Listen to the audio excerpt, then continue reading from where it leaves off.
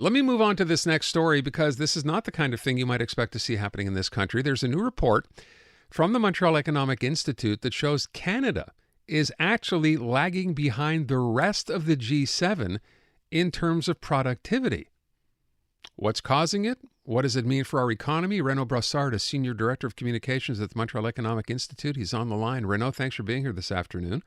Well, thanks for having me. Let me first of all ask, I don't know, I'm kind of surprised to hear that. I thought we were actually towards the top of that list. I mean, historically, where are we in terms of productivity?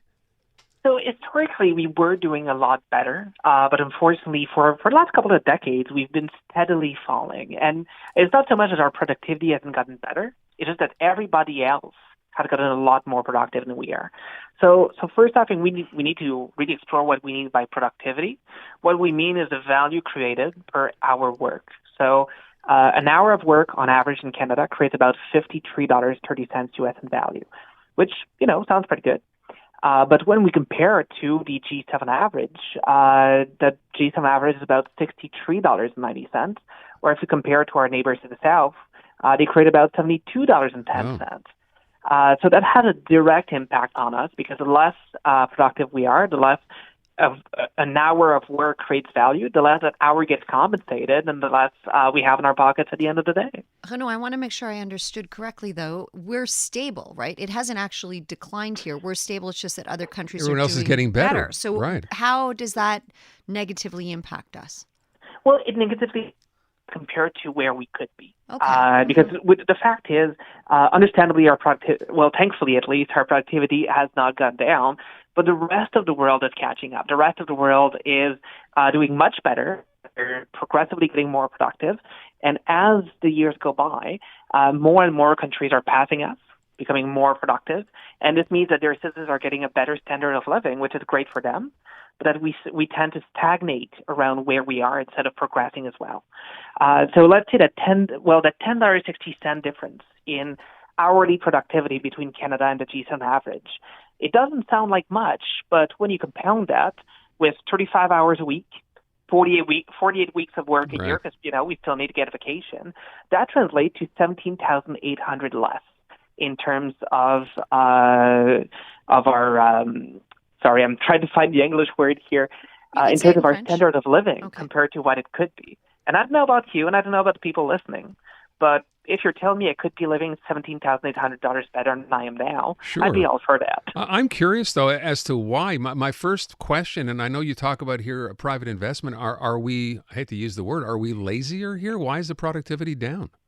So it's definitely not about laziness. I think Canadians are working quite hard, and this is also why productivity is measured as the amount of value created by our work. So it's not because we're not working enough. It's that when we work, we're just not creating as much, which means in itself is that the equipment that we're working with to create that value, whether it is the factories and the way that they're organized, are simply not as productive as they are elsewhere.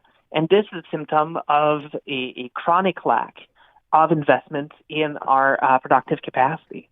So if you look at the data for private investment in the non-residential sector, because, people building condos doesn't necessarily make us more productive, but people buying better cranes, for instance, to be able to do it better or to do it in a safer way will affect our productivity.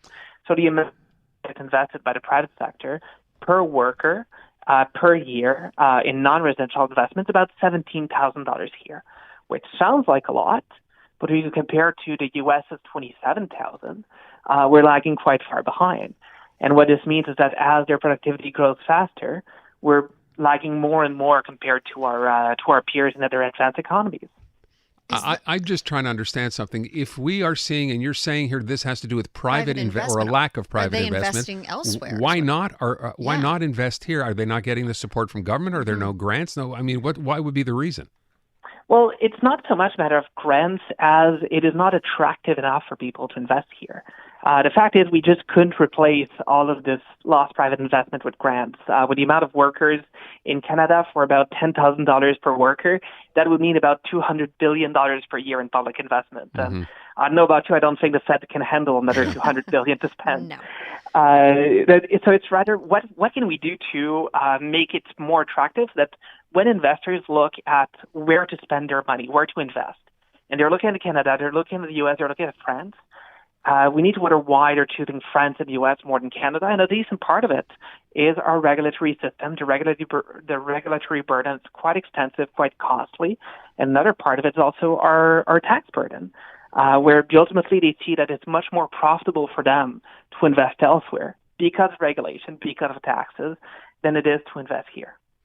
All right, that's worrisome in and of itself, right? I mean, when you're not attractive enough to attract private investment and that money goes somewhere else, that's not something you can turn around on a dime and change, right? I'm thinking this is probably a long-term problem. It is a long-term problem, but we know the solutions, thankfully. And the solutions are to look at our regulatory environment.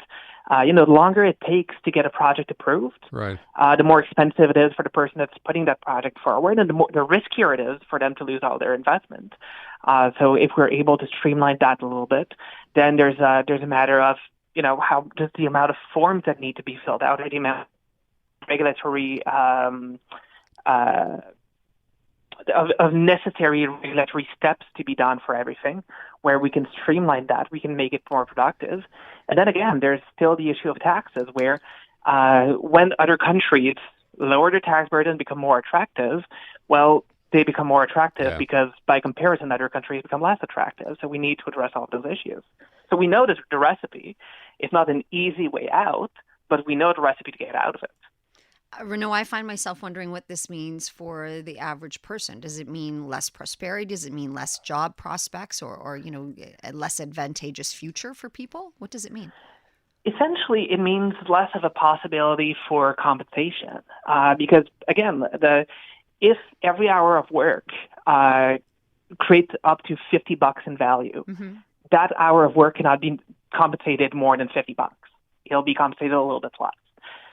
So the higher the productivity, the higher the compensation level, and the more that people can actually afford the various things they need, the various wants that they have, the better their standard of living.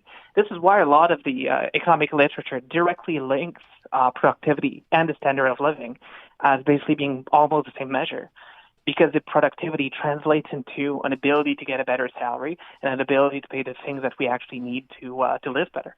We're going to have to end this because our time is up. I wonder, though, as you describe the situation, you're basically saying too much red tape, not a non-competitive tax situation. This is the same kind of thing people talk about just in Montreal, right? We talk about housing and why it takes so long to get stuff done.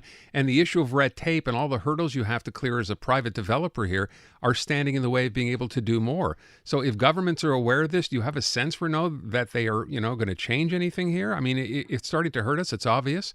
Why do we still have this? I think a lot of them are starting to pay a lot more attention.